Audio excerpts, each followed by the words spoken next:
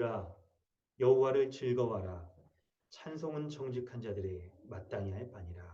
아멘. 사랑과 은혜가 풍성하신 하나님 아버지, 악하고 게으르며 연약한 자, 그런 죄인을 하나님께서 긍휼히 여겨 주셔서 우리 주 예수 그리스도께서 십자가에 죽으신 그 은혜를 믿는 자를 의롭다 거룩한 자라고 여겨 주셔서 하나님 나라 백성 삼아 주시고 이 땅의 교회로서 하나님 나라 복락 누리며 살아갈 수 있도록 은혜 더해 주시니 감사드립니다. 우리 주 예수 그리스도 안에서 베풀어 주신 그 은혜를 의지하고 믿음으로 주님 앞에 나아가 예배합니다. 주님을 믿는 온전한 믿음 가운데 거하며 예배하며 예배의 순서 한 가지마다 주의 말씀, 찬양, 기도 그리고 교제하는 모든 것 가운데 예수 십자가의 복음을 온전히 붙잡고 믿는 믿음 가운데 온전히 주 앞에 예배하게 주시옵소서. 감사드리며 예수님의 이름으로 기도드립니다. 찬송가 26장 함께 찬양합니다.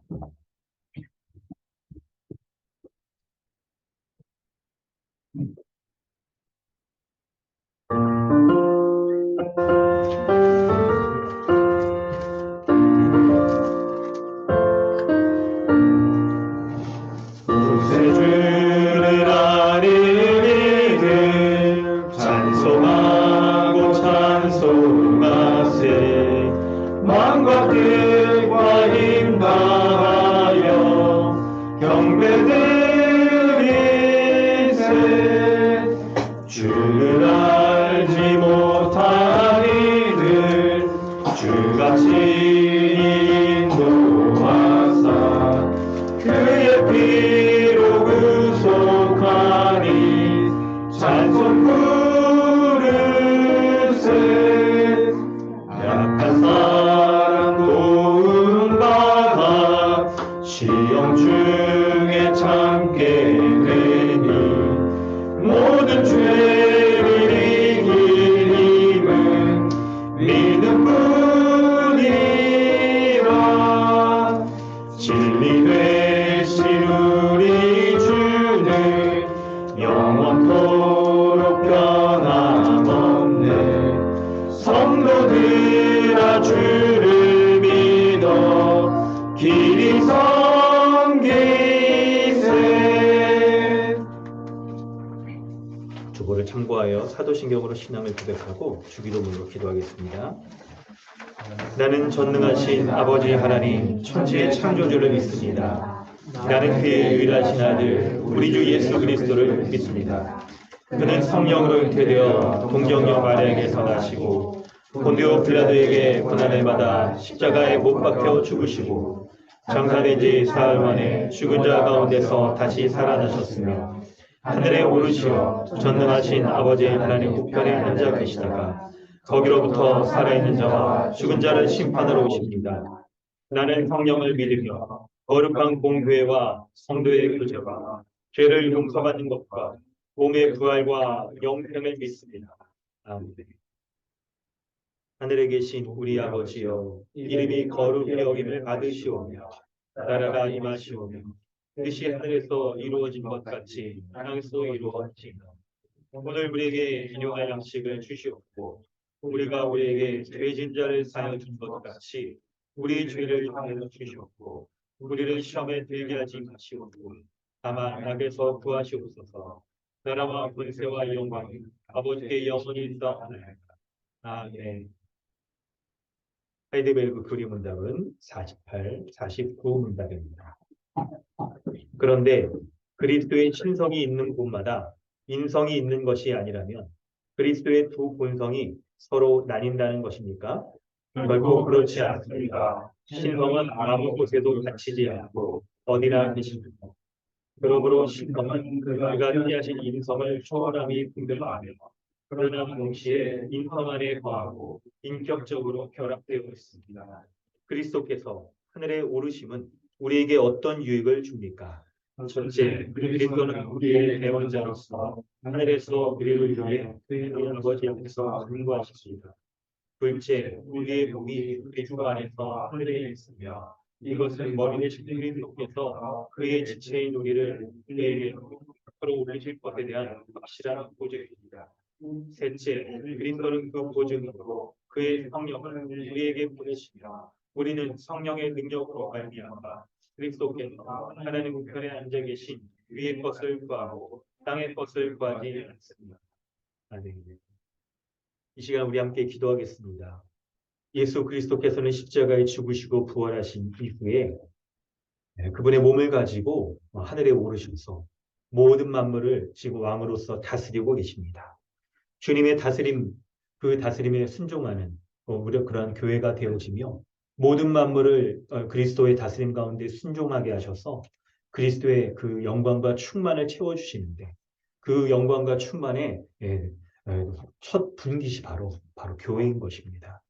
교회로서 예수 그리스도를 믿는 믿음 가운데 한 몸으로서 서로 사랑하고 이렇게 살아가는 교회가 바로 그리스도의 충만을, 그리스도의 영광을 온전히 누리고 있는 것이죠. 그것을 믿는 믿음 가운데 교회로서 우리가 살아갈 수 있게 해달라고 기도하시고, 그 하늘에 오르신 그리스도께서는 우리의 대원자로서 친히 하나님 아버지께 우리를 위하여서 대사장으로서 우리를 위해서 간구하십니다. 그 은혜를 구하며 서길 원합니다. 주의 은혜 가운데 날마다 우리가 살아갈 때 우리의 연약함과 우리의 죄악된 모든 것들을 그리스도께서 그 몸을 가지고 계시기에 이 모든 것들을 다 아시고 우리를 위하여서 중보하시며 하나님께서 은혜 베풀어 지기를 간구하시는 것입니다. 우리가 이런 주님 앞에 기도하며 나아가야 될 것입니다. 주님의 긍휼을 덧입어서 우리를 그리스도 안에서 날마다 강건하게 그리스도 안에서 날마다 의인이요 거룩한 자요 그리스도의 모든 은혜 복락들을 다 누리며 살아가는 자 하늘의 능력과 하늘의 지혜를 덧입어서 우리의 옛사람이 이미 벗었다는 것을 확인할 뿐만 아니라 그리스도 안에서 날마다 새 사람을 덧입어 살아갈 수 있는 그런 그리스도 안에 있는 존재로서 살아갈 수 있게 해달라고 우리 함께 기도하겠습니다. 하나님 주님의 은혜에 감사드립니다. 하늘 보좌에서 왕으로서 다스리시는 주님의 은혜를 높입니다. 주님이 다스려 주시고 인도하여 주시고 그 은혜 날마다 구하며 살아가게 해주시옵니다. 늘 주의 은혜 가운데 살아가는 자 되게 해주시고 그 은혜를 살 수 있도록 인도하여 주시옵소서. 주님이 함께해 주셔서 날마다 은혜 가운데 사는 자 날마다 주의 은혜로 말미암아 살아가는 자그 감없는 자 되게 하여 주시옵소서. 주님의 다스림에 순종하지 못하는 악한 모습과 죄악된 모습을 가르치고 하나님 것을 날마다 간구하고 은혜를 구하며 살게 하여 주시고 주님이 주시는 그 은혜 날마다 덧입어 그리스도 안에서 강한 자요 그리스도 안에 복된 자요 그리스도 말미암아 살아가는 자 될 수 있도록 인도하여 주시옵소서. 우리 중에 이렇게 함께 해주심을 믿습니다. 주여 붙잡아 주시고 인도하여 주시옵소서. 우리를 주 안에 하나님께 복된 존재 삼아 주셨사오니 날마다 그리스도로 말미암아 살아가는 자, 날마다 그 은혜 가운데 사는 자, 날마다 그 은혜로 강건한 자, 날마다 그 은혜 가운데 주님을 만날 수 있는 역사해 주시옵소서. 그리스도 안에 우리 거룩한 자에게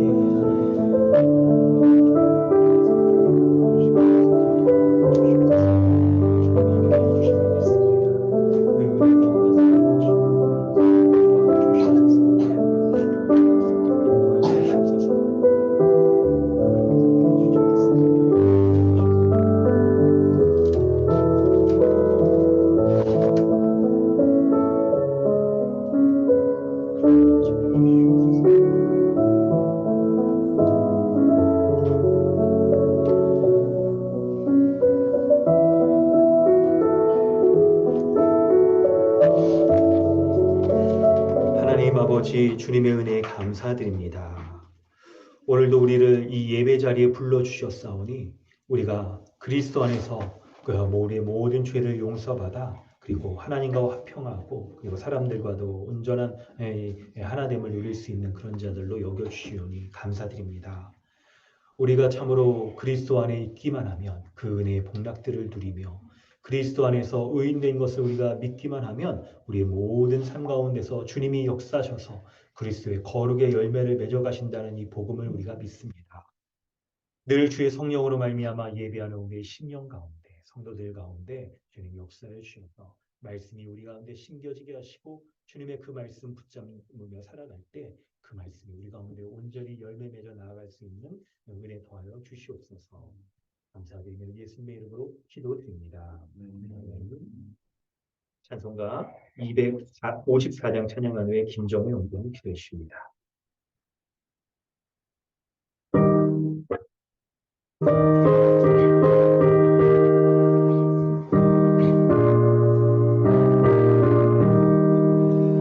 내 주의 보혈은 정하고 정하다 내 죄를 정케 하신 주 날 오라 하신다 내가 주께로 지금 가오니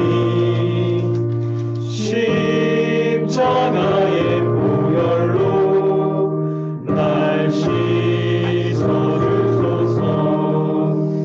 약하고 주에도 주께로 나가면 힘 주시고 내 주함을 곧 씻어주시네 내가 주께로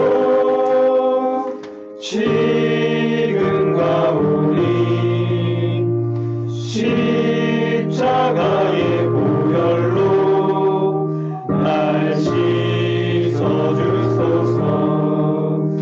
나로라 하심은 온전한 믿음과 또 사랑함과 평안함 다 주려 함이라 내가 주께로 지금 가오니 십자가의 보혈로 날 씻어주소서 그 죄인 복받아 살 길을 얻었네 한없이 넓고 큰 은혜 베풀어 주소서 내가 주께로 지금 가오니 십자가의 보혈로 날 씻어주소서 그 피가 맘속에 큰 증거 됩니다 내 기도 소리 들으사 다 허락하소서 내가 주께로 지금 가오니 십자가의 보혈로 날 씻어주소서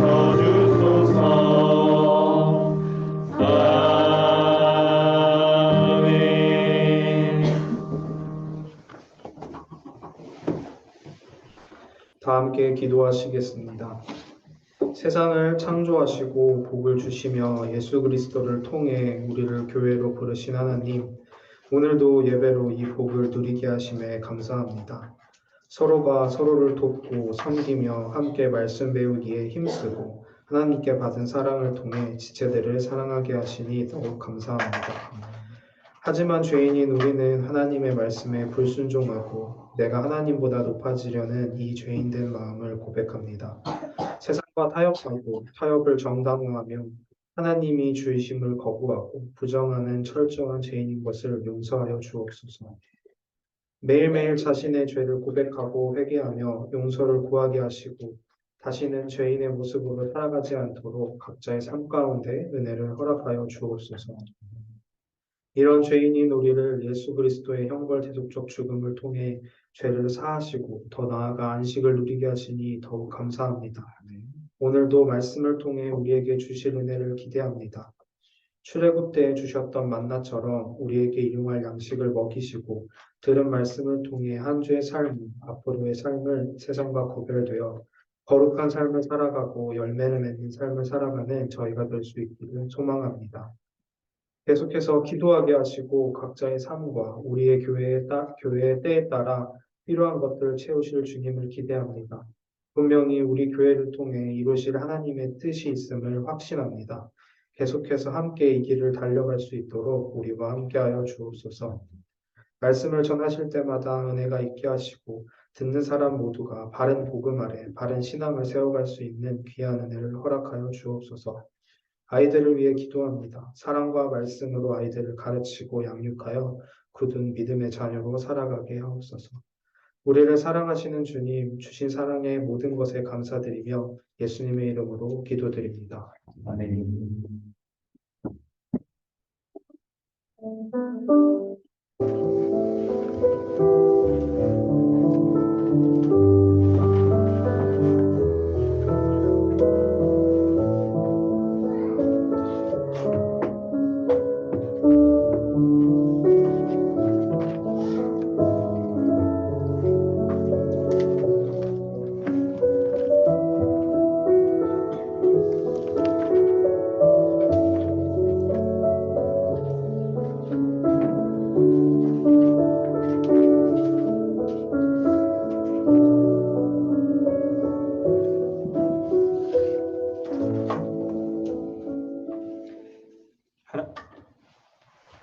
하나님께서 오늘 우리에게 주시는 말씀은 사사기 17장 1절부터 13절까지 말씀입니다. 사사기 17장 1절로 13절까지 말씀 보겠습니다.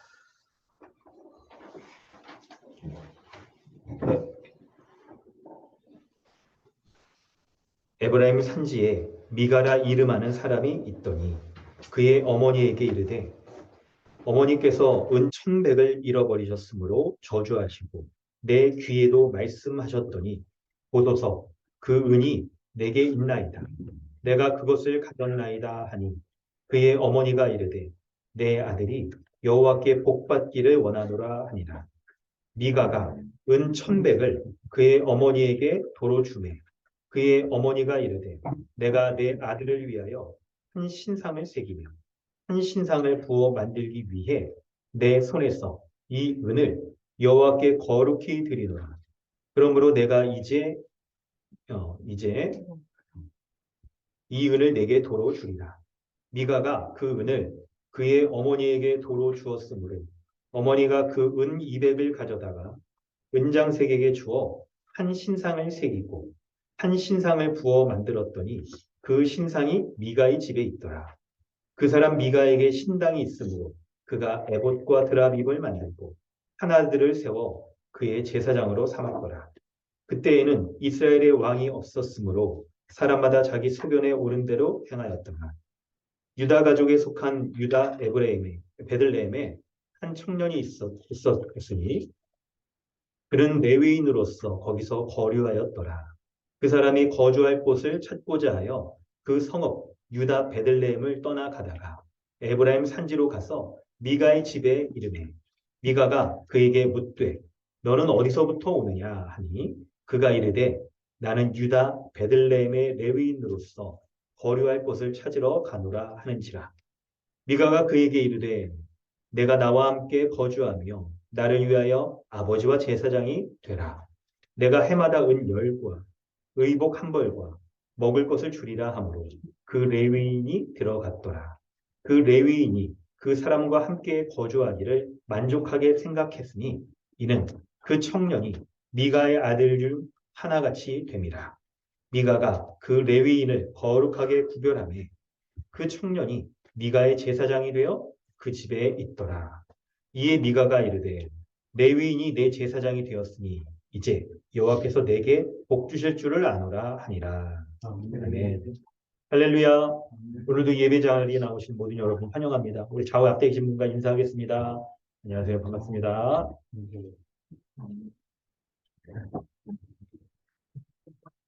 네.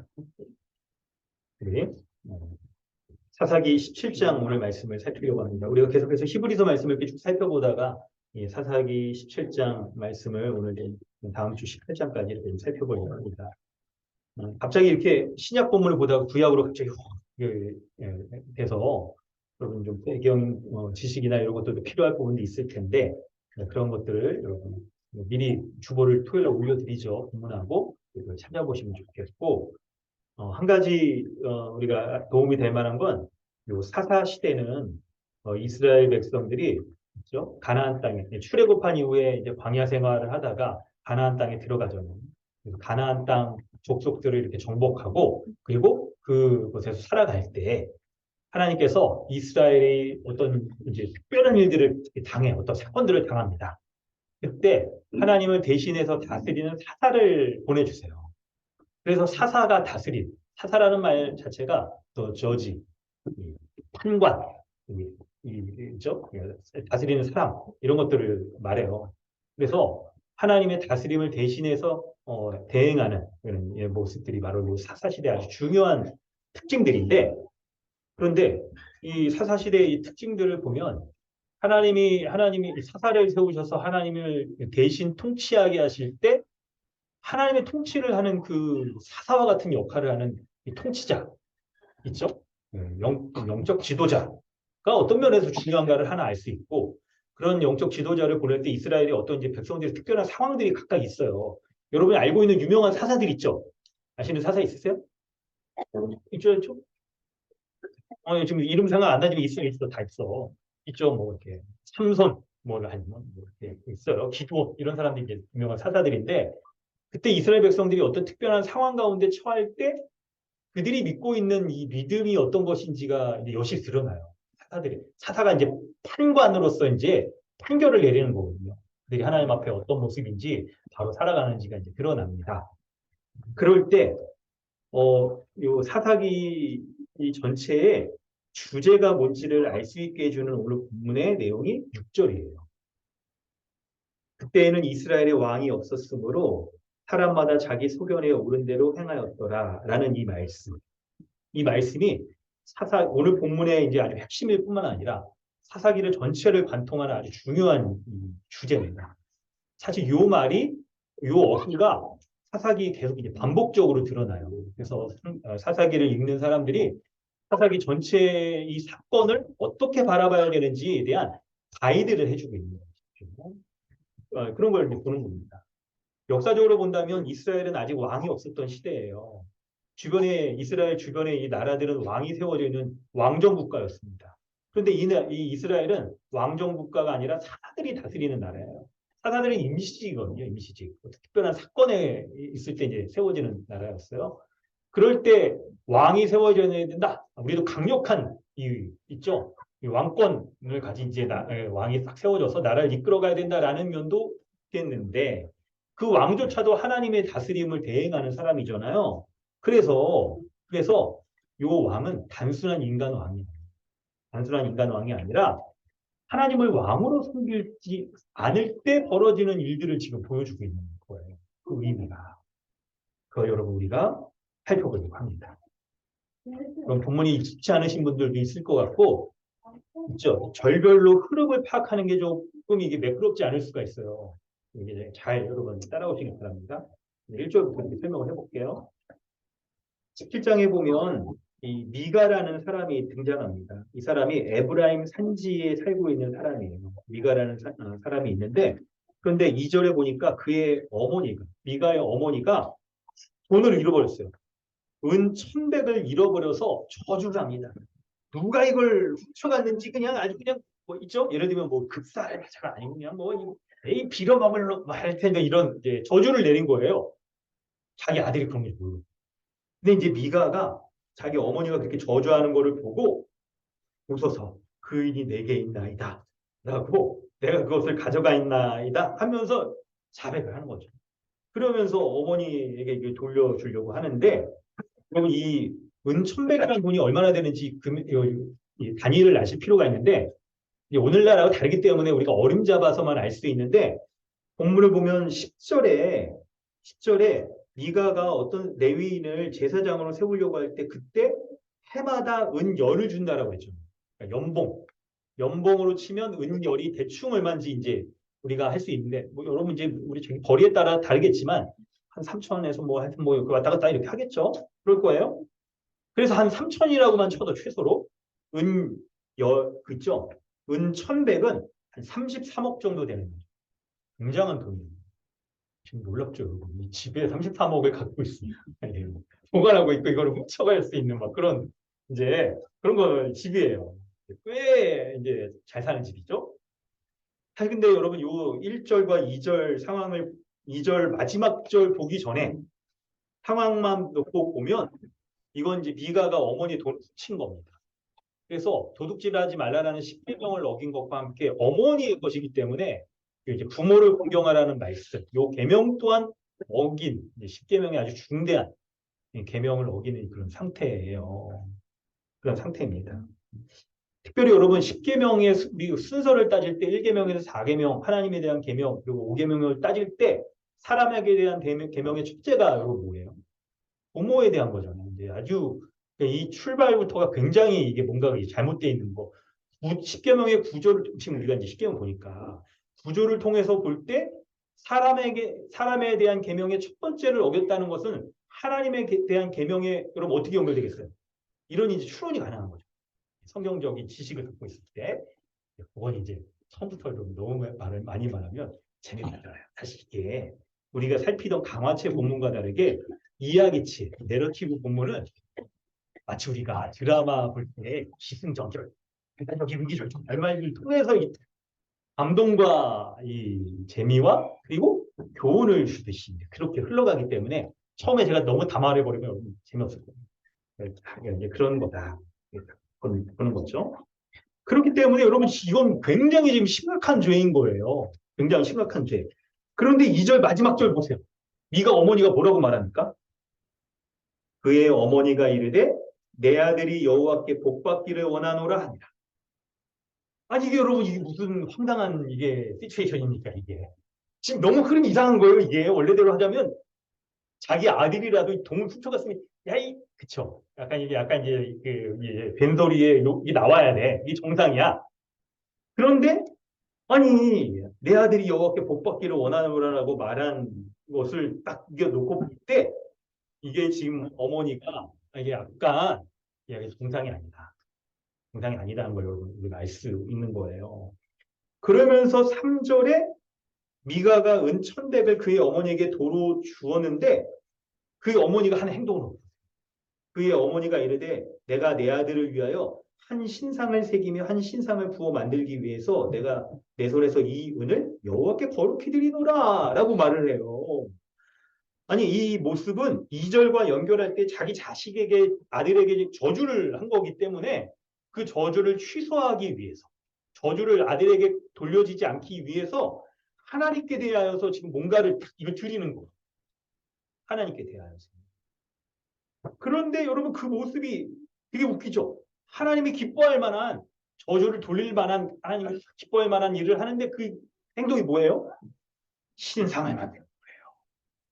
신상을 새기며 신상을 부어 만들어서 내 손에서 이 은을 여호와께 거룩히 드린다.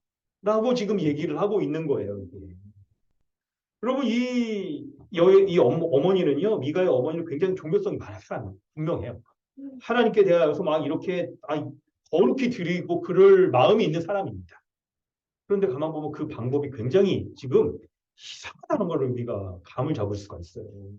굉장히 이상하다는 거예요. 굉장히 종교성이 많아서 하나님을 거룩히 여기면서 그분께 드리고 싶은데 그 방법은 뭐냐? 신상을 만드는 거예요. 신상을 있죠? 은을 가지고 신상을 만들어서 그 신상을 여호와 하나님이다 라고 하고 있는 거예요. 그렇게 하려고 하는 거예요. 그래서 4절에 이제 그걸 실행을 하죠.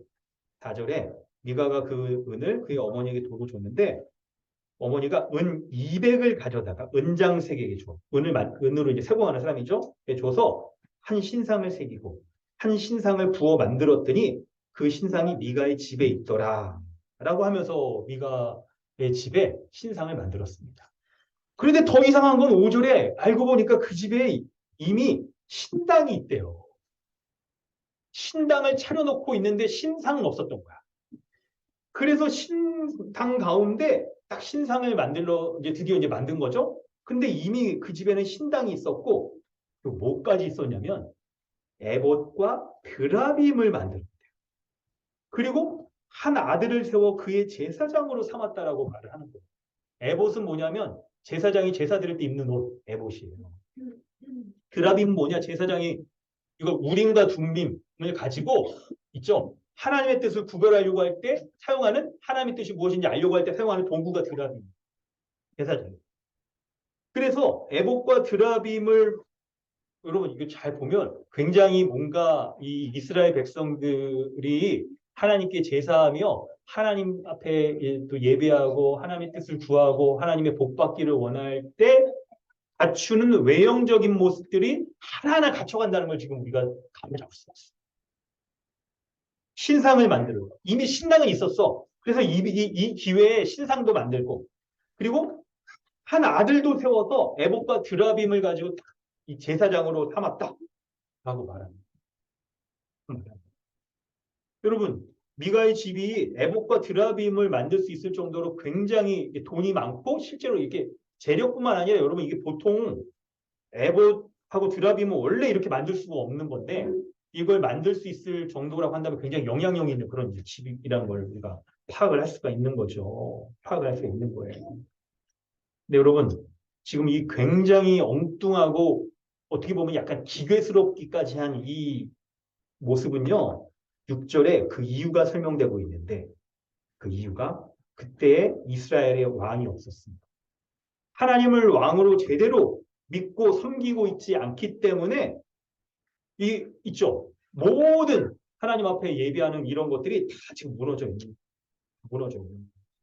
예배하는 것뿐만 아니라 이 복받기로 원하고 하는 이 모든 것들이 다 지금 무너져 있는 겁니다.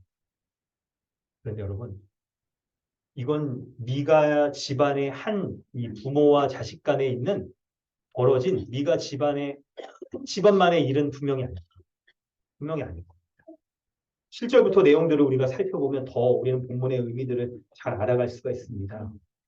7절에 유다 가족에 속한 베들레헴의 똑같은 미가에게 벌어지는 일인데 약간 여기서 이 본문의 이게 범위가 확대가 좀 돼요. 잘 보세요. 7절에 유다 베들레헴에 한 청년이 있었대요. 근데 이 사람이 레위인이었대요. 거기에 머물러 있어서 거류했대요. 유다 베들레헴. 유다 가족입니다. 유다 지파. 그런데 그 사람이 거주할 곳을 찾고자 하여서 성읍 유다 베들레헴을 떠나가다가 에브라임 산지로 가서 미가의 집에 이르렀다라고 말합니다. 그때 이제 미가가 그 사람을 이제 보고 미가가 이 사람이 이제 레위인인 걸 아는 거예요. 너는 어디서부터 오느냐? 아니 그가 이르되 나는 유다 베들레헴의 레위인으로서 거류할 것을 찾으러 가느라 했을 때 이 사람은 이제 미가가 레위인이라는 걸 알아챈 거죠. 그래서 10절의 말을 보니까 미가가 그 얘기를 해 내가 나와 함께 거주하며 나를 위하여 아버지와 제사장이 되라. 내가 해마다 은열과 의복 한 벌과 먹을 것을 주리라 하므로 그 레위인이 들어갔더라. 라고 이렇게 얘기를 하고 있어요. 여러분 여기에서 굉장히 우리는 이상한 점을 발견하실 수 있어야 됩니다. 굉장히 이상한 점을 볼 수 있어야 돼요. 미가가 이 사람이 만났을 때 레위인이라는 것을 알고 자기 집의 제사장이 되라고 그렇게 이 사람이 마치 이게 그거죠. 누구 이제 직업 구할 때 면접 봐가지고 이렇게 면접 보고 계약서 쓰는 하는 이제 그것과 비슷한 거예요. 그래가지고 해마다 연봉 은열 33억. 연봉 은열은 이제 33억이 아니죠. 큰 돈이죠. 그 의복 한 벌, 옷 한 벌 뭐 별거냐 싶겠지만 이게 이제 약간 당시에 이스라엘 사람들이 뭔가 이렇게 굉장히 보다 보면 부를 상징하는 그런 이제 유행하는 예를 들면 이제 우리가 생각하는 이제 어떤 명품 옷 뭐 이런 거겠죠. 큰 비싼 막 이런 거예요. 이런 거에다가 그리고 먹을 것을 이렇게 주는 거예요. 그 계약을 맺은 거죠. 그래서 이 사람이 레위인이 미가 집의 제사장이에요. 미가를 위한 제사장이 된 거예요. 여러분 근데 여기서 이상한 점 하나가 7절부터 8절에 볼 때 이 사람이 거주할 곳을 찾는다라고 하는 내용들이 나오고 유다 베들레헴에서 거주할 곳을 찾다가 어디로 갑니까? 에브라임 산지에 왔다라고 얘기를 하고 거기에 거주하잖아요. 근데 이거 자체가 이상한 거예요. 이제 설명 여러분 이제 참고 보면 보죠. 이게 왜 이상한 거래? 원래 레위인은요 자기가 거주하는 곳을 떠나면 안 되는 거예요. 자 이제 한번 보겠습니다. 민수기 18장 1절. 천영재가 읽어주세요. 여호와께서 아론에게 이르시되 너와 네 아들과 내 조상의 가문은 성소에 대한 죄를 함께 담당할 것이요 너와 내 아들들은 너희의 제사장 직분에 대한 죄를 함께 담당할 것이니라. 아멘. 레위인은 제사장이 될 수 없었어요. 제사장은 누가 되냐면 우리 히브리서 할 때도 나왔었잖아요. 아론 지파에 있는 사람들, 아론의 자손들, 후손들만 그 있죠. 제사장이 될 수 있는 거예요. 제사장이. 이스라엘 12지파가 이렇게 있잖아요. 근데 그 가운데 아론의 요 직계손들만 제사장이 될 수 있습니다. 일반 레위인들은 제사장이 되는 게 아니고 레위인을 도와서 아론 지파의 레위인들을 도와서 제사를 돕는 성전에서 일들을 하는 거예요. 레위인은 제사장이 될 수 없는 거예요. 그런데 여기서 이제 레위인이 제사장이 되는 거예요. 굉장히 이상한 모습인 거죠. 굉장히 이상한 모습이에요. 원래 여러분 레위인들은 이제 아론 지파만 제사장이 될 수 있었고 레위인들은 뭐를 하느냐? 레위인들은 뭐를 하냐면 민수기 18장을 보면 여러분 우리가 알 수 있는데 이하진 형제 읽어주세요. 여호와께서 또 아론에게 이르시되 너는 이스라엘 자손의 땅의 기업도 없겠고 그들 중에 아무 분깃도 없을 것이나 내가 이스라엘 자손 중에 내 분깃이요 내 기업이니라. 아멘. 네.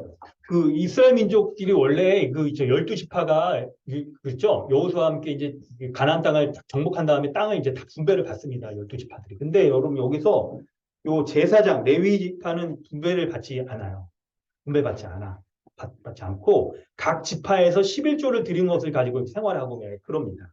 레위인들은 어떻게 되냐면 12지파에 각각 48개의 성읍들이 있었어요. 레위인들은 거기 성읍에 흩어져서 거기에 거주를 하는 거예요.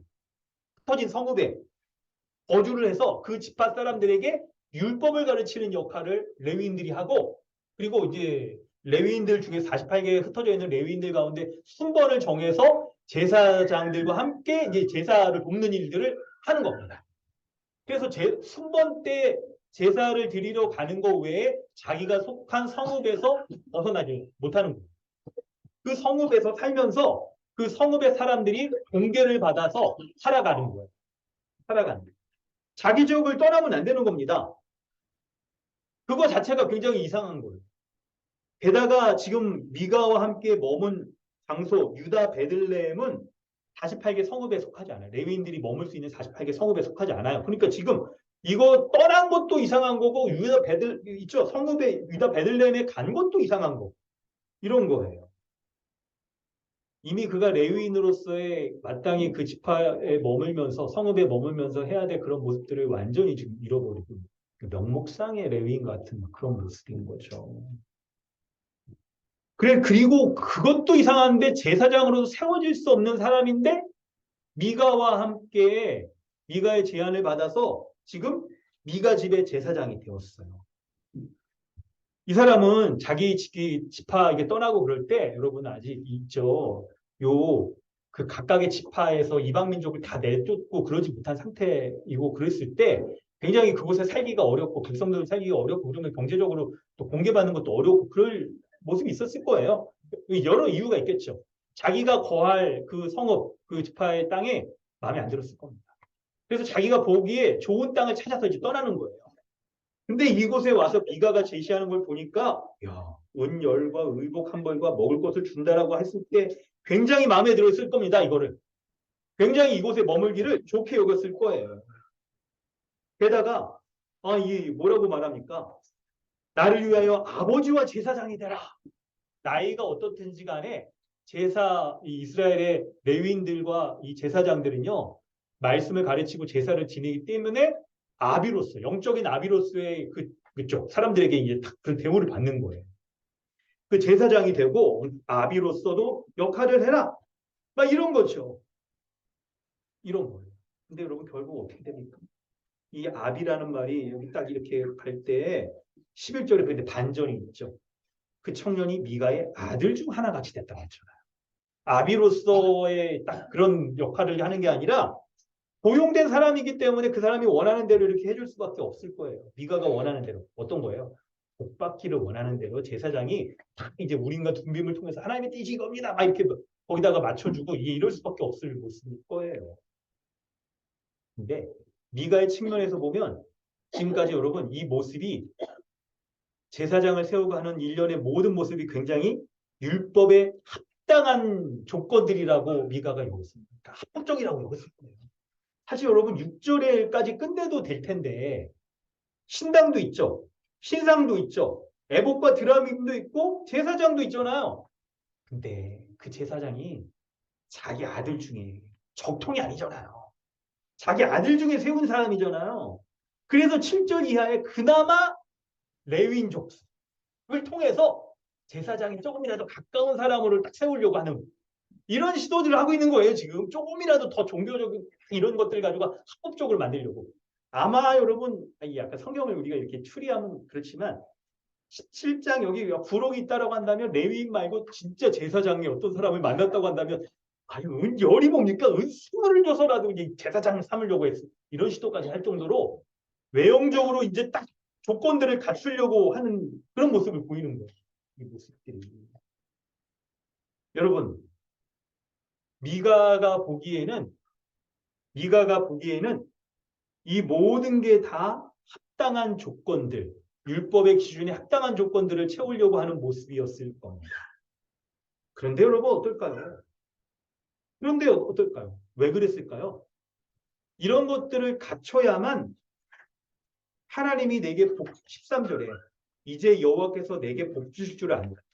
이제라는 말에서 모든 외형적인 조건을 갖췄으니까 이제 드디어 이제 여호와께서 내게 복 주실 줄 아노라 라고 여겼던 거예요. 복이라는 단어를 생각해 보면 미가는 지금 하나님께 복 받기 위해 처음에 여러분 본문 시작할 때 저주 받은 것 때문에 그거 다 두려워가지고 막 이렇게 하고 그랬잖아요.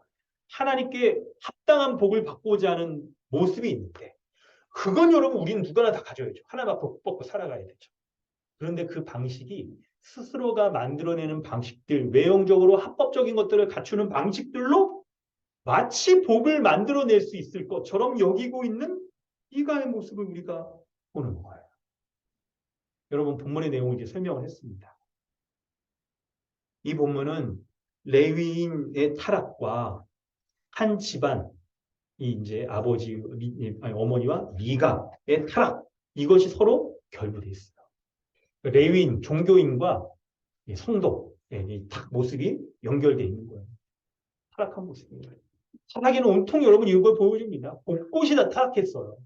사실 하나님이 세운 사사들을 하나님이 딱 사용하셔서 이스라엘 민족을 딱 외적 가운데 물리치시고 이스라엘 민족을 딱 죄에서 건지실 때에도 근데 어떤 사사는 그 사사도 굉장히 이상해. 사사도 불완전한 사람이거든요. 그래서 굉장히 이상한 사람들이 막 세워지고 하는 게 온통 사사기 전체의 내용들이에요. 근데 그 모든 이유가 바로 이스라엘의 왕이 없었기 때문에 하나님을 정말 왕으로 믿고 섬기고 순종하지 않기 때문에 이런 자기 소견에 옳은 대로 행하는 모습들이 나타난다는 거예요. 사사도 자기 소견에 옳은 대로 행하고 이 레위인도 자기 소견에 옳은 대로 행하고 여기 이제 미가도 어머니도 온통 자기 소견에 옳은 대로 행하는 모습들이 나타나는 게 바로 사사기 17장 이 본문의 모습인 것입니다. 여러분 이 본문을 통해서 우리는 크게 네 가지의 본문의 중요한 메시지를 알 수 있습니다. 첫 번째는 레위인의 타락의 영향력이 얼마나 큰지를 알 수가 있습니다. 여러분 레위인의 타락하는 모습 본문에 이제 사건의 순서대로 보자면 이 미가 집안에서 벌어지는 일들이 시작되기 때문에 레위는 중간에 이제 8절부터 7절부터 시작되잖아요. 이게 이제 얼마나 그게 순서상 따지면요, 여러분 그게 뭐 레위인보다 미가 집이 원체 이상했던 거죠. 돈도 있는데다가 원체 이상하고 종교성까지 강하니까 아주 그냥 뭐 신상을 만들어내고 막 이런 걸 하잖아요. 근데 이제 약간 영적인 우선순위로 따진다면 레위인이 근데 더 우선순위 있어요.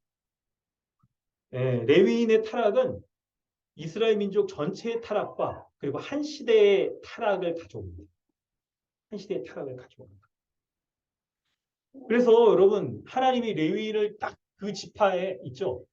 딱 자기 어떤 그 지역을 딱 분배를 해주자. 12지파를 분배해 줄 때 이 레위인들이 그 자기 땅을 분배받지 않고 각 지파의 성읍에 분배 보내는 이 이유가 자기 지파 관리하는 그곳에 하지 않고 그 지파에 가서 그 지파를 섬길 뿐만 아니라 사람들에게 율법을 제대로 가르치는 것으로서의 영적 지미의 역할들 제대로 관리하고 말씀에 따라 이게 살지 않는 사람들은 있겠죠? 또 하나님의 말씀 무엇인지 가르칠 뿐만 아니라 이게 징계도 하고 바로 잡기도 하고 하는 역할들을 해야 되는 건데 레위인마저 사사기는 있죠. 이게 이스라엘 민족이 굉장히 흥황하는 시기, 하나님의 말씀 앞에 온전히 서서 다윗과 솔로몬 같은 강력한 하나님의 손에 붙들림 받은 왕이 다스리는 시기에는 백성들의 삶도 다 좋아요. 행동도 좋고 다 좋아. 번영하는 시기예요. 외적으로도 번영하고 내적으로도 영적으로도 부흥해. 근데 사사기처럼 왕이 없으므로 이제 모든 게 다 침체되는 시기에는 영적 하강기죠. 영적 침체기에 이때에는 레위인이 최후의 보루예요. 레위인이 무너지면 소망이 없는 거예요. 다 무너지는 거죠. 다 무너지는 거예요. 그래서 원래 7절 이하에 이 사람이 자기 지파, 할당받은 지파 그 땅을 떠났어도 안 되고 떠나더라도 정신 차려서 미가 만났을 때 미가가 은, 열, 의복, 합을 먹을 걸 주리라 이렇게 했을 때 그 레위인이 들어갔더라 이렇게 하면 안 되고 미가를 혼내줘야죠. 네가 왜 나를 보여가려고 하느냐? 왜 제사장 삼으려고 하느냐? 이렇게 했어야 되는데 그렇지 못한 거예요. 그걸 오히려 좋다고 여기는 거예요. 여러분 레위인의 타락은 사사시대 전체의 시대상을 암울하게 만듭니다. 그러므로 이런 레위인 같은 지도자가 제대로 서는 게 중요해요. 제대로 서는 게 중요해요. 두 번째는 신상 문제를 생각해 봐야 됩니다. 있죠? 어머니, 미가 어머니가 신상 만들고 막 하려고 하는 모습. 미가의 어머니는요, 굉장히 종교성이 강한 사람이었어요. 정말 하나님에 대한 종교성을 강하게 갖고 있는 사람이고, 그리고 어떻게 보면 굉장히 헌신적인 사람이죠. 여러분, 몇이었어요? 은 200을 가져다가, 은 200은 저렇게 사는 거예요. 이건 200 큰 돈이에요. 이걸 가져다가 막 할 정도. 여러분, 돈이 항상 이게 신앙의 어떤 척도가 아니에요. 분명하죠. 근데 또 돈은 정말 하나님의 뜻에 따라 살려고 할 때 어떤 측면에서는 정말 헌신되어 있는가를 보여주는 요소이기도 해요. 양면성을 갖고 있어요. 분명히. 양면성 갖고 있어요. 그래서 딱 단면만 보고 결정지어서는 안 되겠지만 굉장한 종교성과 함께 헌신을 하는 사람입니다. 그래서 이 여인을 딱 이렇게 미가 어머니를 보려고 할 때 아들이 복받게 하려고 저주를 내렸던 그 아들이 복받게 하려고 신상을 만드는 면을 우리가 주목해서 봐야 되는 거예요. 그때 여러분 근데 그 신상을 만들어서 이 여호와께 3절이잖아요. 한 신상을 부어 만들기 위해서 내 손으로 이 은을 여호와께 거룩히 드리노라 라고 할 때 하나님을 거룩히 하는 그러니까 하나님을 예배하는 방법에 있어서 굉장히 잘못되어 있어요. 하나님께 거룩히 드리는 것은 하나님이 원하시는 거룩한 방식으로 거룩히 여김을 받도록 해야 되는 거죠. 신상을 부어서 새겨서 만드는 것이 아닌 다른 방식으로 하나님을 거룩히 여기며 예배해야 되는 거예요. 이건 지금 여러분 기억나시죠? 10계명의 1계명 예배의 뭐예요? 예배의 두 글자 예배의 대상 2계명 예배의 방법 3계명 예배의 지금 2계명까지만 생각하니까 딱 볼 때 예배 방법에 대해서 굉장히 잘못되어 있는 건데 여러분 1계명과 2계명은 굉장히 연결돼요. 1계명으로부터 2계명, 3계명이 쫙 이렇게 파생되는 거예요. 원리들이. 그 영광 강의가 너무 긴밀해요. 예배에 대한 방법이 잘못되어 있다는 건 예배에 대한 대상도 잘못되어 있다는 거와 긴밀히 연결돼요. 그럼 이번에 그렇죠? 뭐냐면 그럼 이거예요. 있죠. 이스라엘 백성들이 출애굽한 다음에 금송아지를 만들어서 하나님 대신 이렇게 섬깁니다. 그런데 그게 왜 그랬을까요? 그들이 금송아지를 왜 하필이면 금송아지를 만들었을까요? 송아지, 농사질 때 우리나라도 여러분 농사질 때 소 가지고 막 이렇게 하고 그러잖아요. 아, 그렇죠. 당시에 그들이 이집트에 머물고 있었는데 이집트에서 최고의 번영을 이루는 대상을 우상으로 만들어서 숨겼었어요. 그래서 10가지 재앙을 출애굽할 때 10가지 재앙을 내릴 때 10가지가 다 이집트 사람들이 섬기고 있었던 10가지의 우상을 가리키는 것인데 그 중에 가장 번영을 이루는 대상이라고 여겼던 게 바로 농사짓는 당시 농경사였으니까 소였던 거예요. 그래서 소를 만들어서 송아지 이런 걸 만들어서 사람들이 생각할 때 최고의 복 주는 대상, 최고의 신상 이게 바로 송아지였어요. 거기에다가 금까지 번쩍번쩍하게 막 입히고 그랬으니까 송아지 한 마리 이거 금 입히는데 얼마인지 모르겠는데 그게 바로 이 송아지가 우리에게 금으로 대변되어지는 복을 줄 거예요. 잘 할 거고 우리가 그냥 우리 삶이 아주 그냥 좋을 거다라고 여겼던 거예요. 이렇게 여겼던 거예요. 여러분 그들이 생각했던 그 예배의 대상, 신의 대상이 바로 송아지였는데 거기에다 금까지 씌우고 그리고 거기다 또 제사도 막 드리고 그랬었잖아요. 이들의 모습들은 예배에 대한 방법과 예배에 대한 대상 이 모두가 결합되어서 잘못되어 있는 것들을 보여주고 있는데 마치 그 송아지가 정말 그들에게 하나님으로 여기면서 그 송아지 하나님이 우리에게 이렇게 자식도 많이 낳게 하고 그냥 농사도 잘 되어서 우리가 이렇게 복받고 살아갈 것이다라고 여기며 살아갔던 거예요. 뿐만 아니라 여러분 한 가지 더 제가 이거 청문문을 다 안 썼는데 우리가 여러분 잘 아실 만한 얘기인데 이스라엘 민족이 있죠. 이제 왕정 시대를 거치면서 이스라엘이 굉장히 황금기를 딱 부과하다가 하나님께 딱 이제 그들이 아주 중대한 잘못을 했을 때 하나님이 딱 치셔서 이스라엘 민족을 심판하시는 일이 있는데 그게 바로 이스라엘 민족이 북이스라엘과 남유다로 갈라지고 결국 멸망하게 되는 거예요. 북이스라엘과 그러니까 이스라엘이 분열되는 그 시점부터가 굉장히 이스라엘이 이제 하강기를 걷게 되는 거예요. 왕정 시대조차도. 그때 이 분열되어지어서 지는 하나님의 딱 징계를 받게 되는 원인이 뭐냐면 바로 북이스라엘 그 지역에는 원래 이 성소가 없었어요. 그러니까 제사는 예배드리는 곳이 없었단 말이에요. 근데 그곳에다가 금송아지를 만들어서 사람들이 더 이상 예루살렘 거기 가지 말고 실로 이런 데 가지 말고 그 북쪽에서도 제사를 드리자라고 해서 금송아지를 만들었던 원인 때문에 하나님의 징계를 받아서 북이스라엘과 남이스라엘로 갈라지고 결국 멸망하게 됩니다. 우상을 섬기는 방식으로 하나님이 가장 크게 금하신 10계명의 첫 계명을 어기는 것으로 말미암아 하나님의 징계를 받게 되는 일들이 벌어지는 거예요. 여러분 중요한 건 그겁니다. 우리에게 있어서 신상을 새겨서 복받기를 원하는 심정들이 우리에게 있을 거예요. 다 있을 겁니다. 그런데 그것을 우리가 분별을 못합니다. 그래서 마치 자기의 내면에 자기의 마음에 다 이렇게 복받기를 원하는 심정 그거를 마치 사실은 금송아지를 섬기고 있으면서도 그게 하나님인 것처럼 스스로 그렇게 막 이렇게 여기면서 살아가고 있는 모습이 우리에게 있을 거예요. 그런데 그 원인이 뭔지 생각해 봐야 되는데 본문은 그 원인을 6절에 그때는 이스라엘에 왕이 없었으므로 사람마다 자기 소견에 오른 대로 행하였습니다. 왕이 없었어요.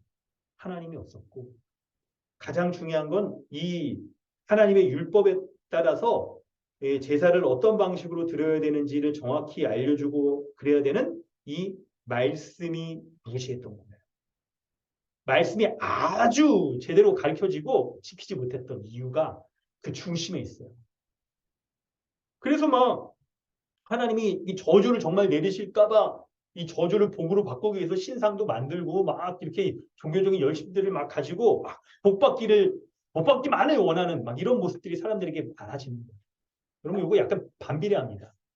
말씀이 흥황하면 사람들이 영적으로 깨요. 그래가지고 자신의 이제 딱 죄악된 모습이나 마음속에 이런 잘못된 복을 갈구하며 살아가고 있는 자신을 봐. 그런 삶을 이제 벗어나고 멀리하려고 해요. 근데 영적으로 침체기에 걸어가면서 이 말씀이 제대로 정해지지 않고 가르쳐지지 않고 그리고 사람들에게 적용되지 않고 하면 사람들이 영적으로 무뎌져요. 그러면 그럴수록 사람들은 하나님이 주시는 복 아닌 자신이 원하는 복을 만들어내려고 하고 근데 여러분 이게 놀랍게 있죠. 기독교 밖에서 벌어지면서 뭐 다른 종교를 찾아가는 게 아니라 종교성은 굉장히 강하게 남아있으면서 신앙생활하는 모습이 왜곡되기 시작합니다. 이런 모든 모습은 바로 하나님의 말씀이 무지하기 때문에 벌어지는 일들이에요. 여러분 이거 근데 지금 남 얘기하자고 하는 게 아니죠. 하나님의 말씀은 이런 걸 가지고 여러분 빗대어서 뭔가를 얘기하려는 게 아니에요. 하나님의 말씀은 언제나 진리예요. 그래서 라틴어로 얘기할 때 이 말씀은 베리타스 이렇게 하잖아요. 영원한 진리 이렇게 얘기하잖아요. 모든 시대 모든 사람이 이 본문 앞에 자유로울 수 있는 사람이 없어요. 과거에 첫 번째 사람이었던 아담도 그랬을 뿐만 아니라 오늘날 우리도 그랬죠.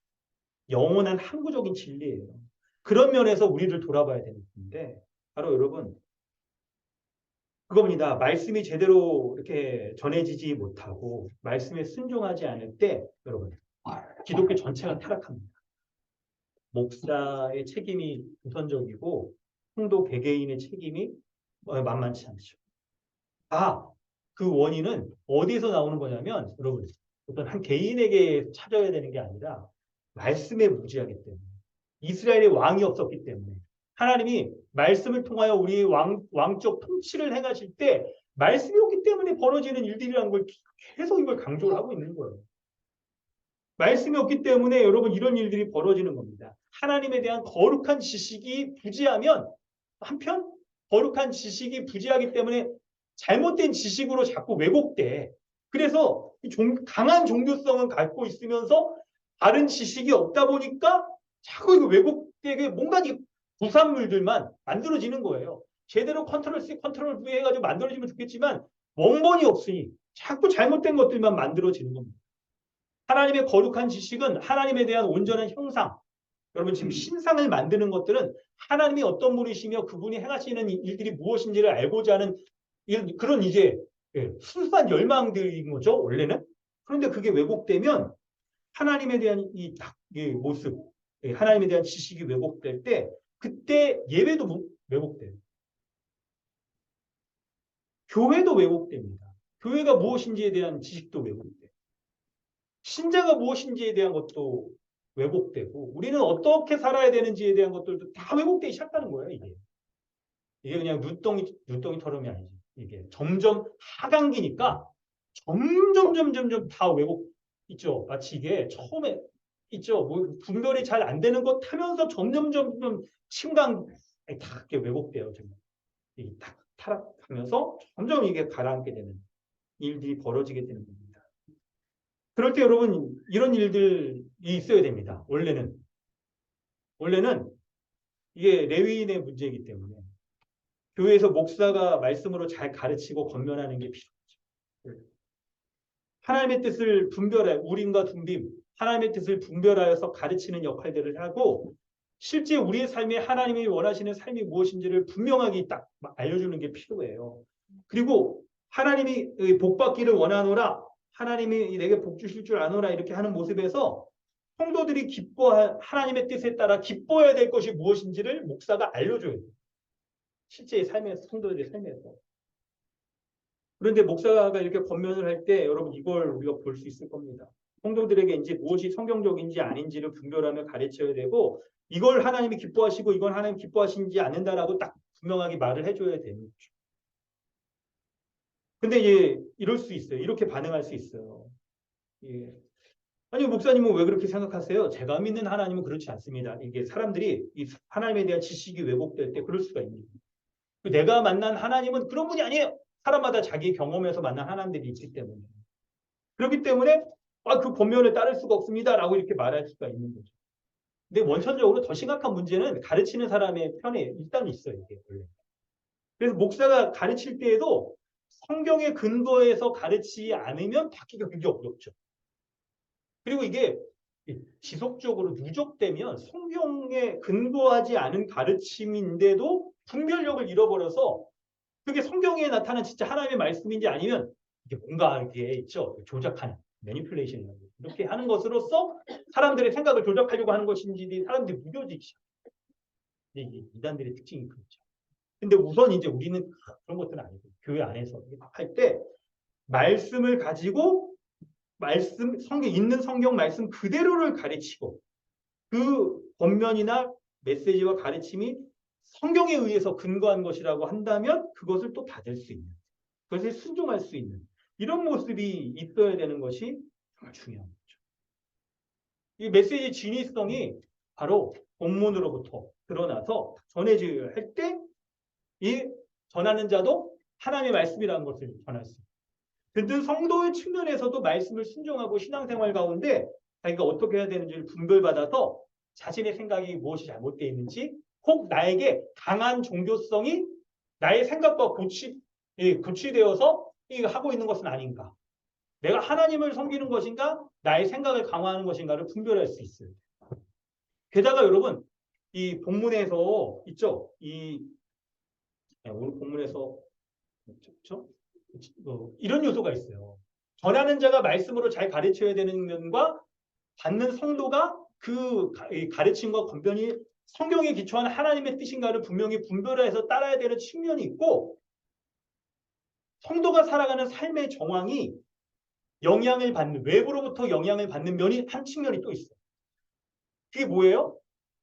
이방민, 세상의 가치관, 이 세상의 메시지 이런 것에 영향을 받아서 우리가 사람들이 다 자기마다 생각이 있잖아요. 이 생각이 말씀에 순종해서 가르치는 것에 순종해서 생겨나는 하나님의 말씀에 근거한 것인지 아니면 세속적인 것들이 침투해 들어와서 살아가는 것인지를 우리가 봐야 돼.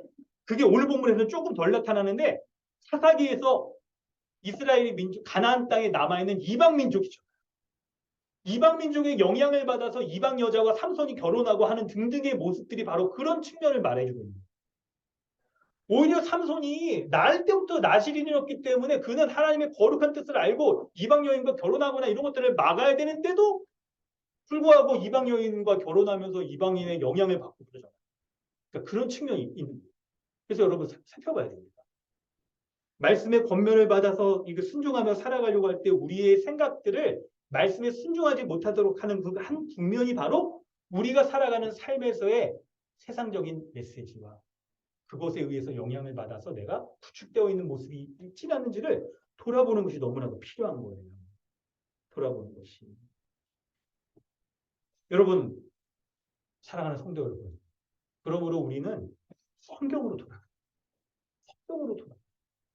오늘 본문은 이 종교 지도자뿐만 아니라 성도 개개인과 이 가정의 모습을 여실히 보여줄 거잖아요. 목사와 장로는 말씀으로 돌아가야죠. 말씀대로 다스리고 가르쳐야 됩니다. 성도는 잘 가르치는 자를 존경할 뿐만 아니라 여러분 한편 이 시대에 메시지가 나에게 들려지고 있지 않은지 나의 말과 생각들을 다 분별해 보는 것이 필요하고 정말 성경에 근거한 다스림에 순종하며 따르는 것이 필요하죠. 목사와 장로, 성도 다 하나님의 말씀 앞에 하나님을 왕으로 정말 여기면서 그분의 다스림 가운데 순종하며 말씀으로 돌아가려고 하는 모습이 있어야 되는 게 사사시대의 오늘날 교회도 마찬가지예요. 여러분 또 한편 우리는 정말 성경적인 복개념을 가지고 있는지를 살펴보셔야 됩니다. 우리가 살아갈 때 우리 다 복 받기 원하잖아요. 복 받기 싫어하는 사람이 누가 있겠습니까?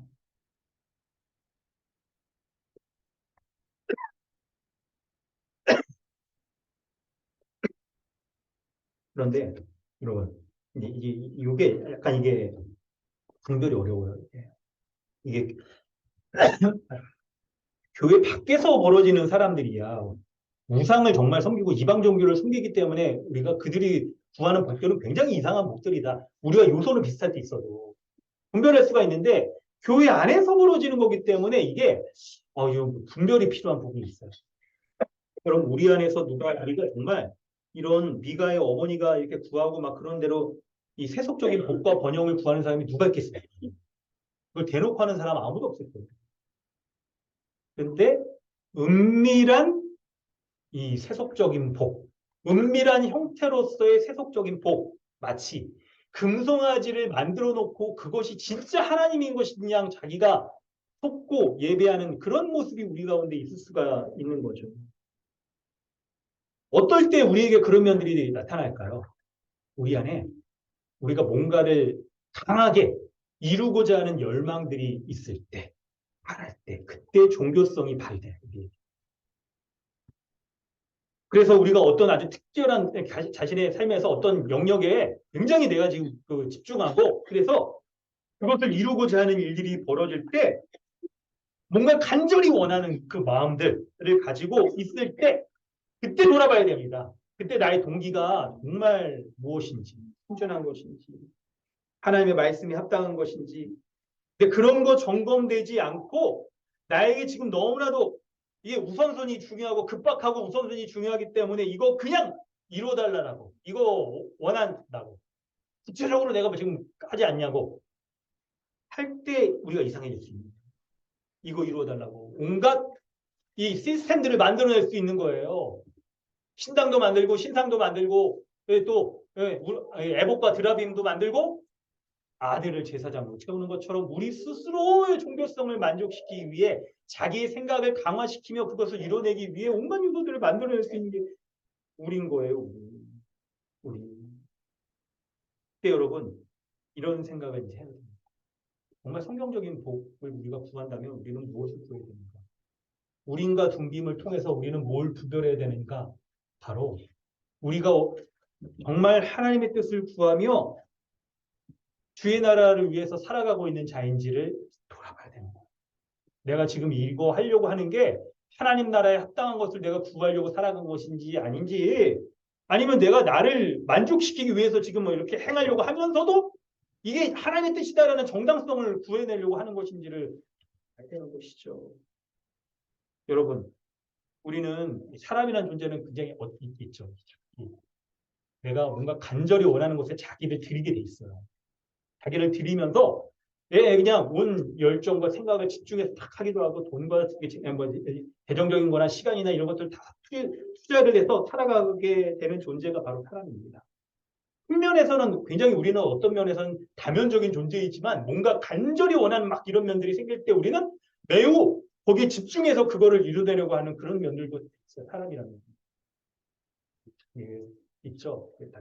한 가지로 정의 내리기 어려운 게 사람인 거죠. 그때 우리가 스스로를 돌아봐야 돼요.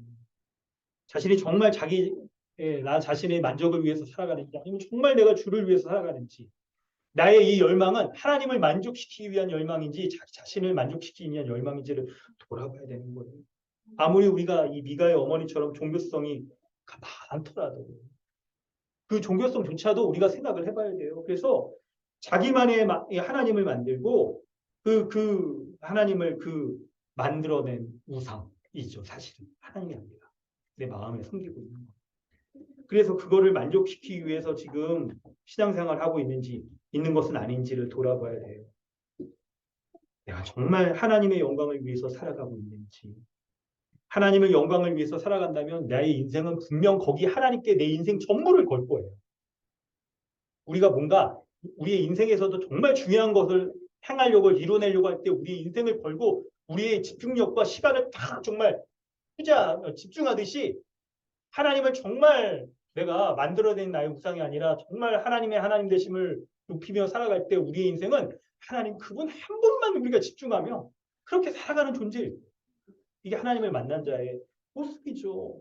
그렇다고 한다면 우리의 삶의 모습도 정말 주를 위해서 살아가고 있는지 내가 뭔가를 몰입해서 지금 해내려고 하는 그것조차도 하나님께 합당한 것인지 혹 내가 만들어낸 우상을 섬기면서 나의 뜻을 이루내려고 하며 살아가는 것은 아닌지를 돌아봐야 됩니다. 이런 면에서 여러분 사랑하는 성도 여러분 돌아봅시다. 목사와 성도와 교회 신앙생활 하면서 여러분이 복받기를 원하는 그 삶에서의 모습 모두 있죠. 이거 전반에 걸쳐서 다시 생각해봅니다. 내가 만들어낸 우상 만들어내면서 그거 이뤄내려고 우리가 이 종교적인 일들을 행하고 있는 것은 아닌지를 돌아봐야 됩니다. 정말 하나님의 영광과 교회의 이 복됨, 하나님 나라의 이 성취에 이거 몰입해서 살아가지 않는데 거기에다가 하나님께 복받기를 원한다는 마음들 가지고 있고 종교성은 너무나도 강해요. 어떻게 하죠? 그런 사람은? 어떻게 하죠? 저와 여러분 모두가 이걸 돌아봐야 돼요. 말씀 앞에 서서 우리는 이걸 돌아봐야 돼요. 그렇지 않는다고 한다면 이 하나 제대로 된 하나님을 섬기지 않으면서 하나님께 우리의 마음 전부를 드리면서 인생을 걸면서 살아가지도 않으면서 그냥 하나님께 복받기를 원하노라. 이제 여호와께서 내게 복 주실 줄을 아노라라고 여기면서 스스로의 삶이 마치 하나님께 복받는 인생인 것처럼 그렇게 살아갈 수가 있는 거죠. 그렇다고 한다면 우리는 오늘 본문에 비가 와도 갈 바가 없을 거예요. 우리에게도 하나님이 없는 채 우리는 만들어낸 하나님, 그분을 우리 스스로의 우상을 만들어내서 그걸 만족시키기 위해서 살아가는 인생일 수가 있는 겁니다. 사사기 17장의 이 사사시대의 말씀은 오늘날 우리에게 이렇게 적용됩니다. 그때 이스라엘의 왕이 없었어요. 사람마다 자기 소견에 자기 눈에 보기에 좋은 대로 행하는 일들이 고해도 그랬고 첫사람 아담도 그랬고 오늘날 우리도 그럴 수가 있는 겁니다. 그러므로 사랑하는 성도 여러분, 하나님께서 우리의 왕이 되셔서 주의 말씀으로 다스린다는 것을 우리가 믿고 말씀으로 돌아가야 됩니다. 말씀으로 돌아가서 하나하나 다 온전히 세워져야 됩니다. 하나님의 말씀으로 세워봅시다. 주님의 말씀에 머리 대신 주님의 말씀의 통치에 순종하는 참된 주님의 교회, 우리 강동 주님의 교회가 그런 교회로 세워질 수 있기를 주님의 이름으로 축원합니다. 우리 함께 기도합시다. 여러분 우리 기도하길 원합니다. 우리 교회가 참으로 하나님의 말씀 앞에 온전히 서 있는 교회 될 수 있도록 기도하십시오. 주님의 말씀에 순종하는 교회 될 수 있도록 기도하십시다. 레위인의 타락은 온 교회, 이스라엘 전체의 타락과 한 시대마저도 어둡게 만듭니다. 우리의 교회의 목사, 또 리더들 잘 세워질 수 있도록 기도해 주십시오. 혹시 성도인 우리는 우리 가운데 신상을 우리 스스로 세워서 자신의 생각들을 강화시켜줄 그런 물품들을 다 만들어내는 외형적인 것들을 갖추기만 하면 내가 하나님께 복받고 잘 살아갈 수 있을 거라고 여기는 그런 우리에게 만들어진 우상이 있지는 않은데 돌아봐야 됩니다. 말씀에 어두워져 있으면 우리는 그런 우상 쫓기 식상해요. 여러분 정말 성경적인 복 쫓고 있으니까 하나님 나라와 주를 위해서 우리의 인생 전부를 걸며 그것 가운데 복받기를 원하며 살아가고 있는지 아니면 내가 간절히 원하는 것들 쫓으면서 그것들 만족시켜줄 그런 복 구하며 살아가고 있지는 않은지 돌아보기 원합니다. 주의 은혜가 풀어달라고 우리 함께 마음 다하여 기도하도록 하겠습니다. 하나님 아버지 은혜를 풀어주시고 함께하여 주시옵소서. 하나님의 우리 말씀 붙잡고 살아가는 자들 되게 해주시고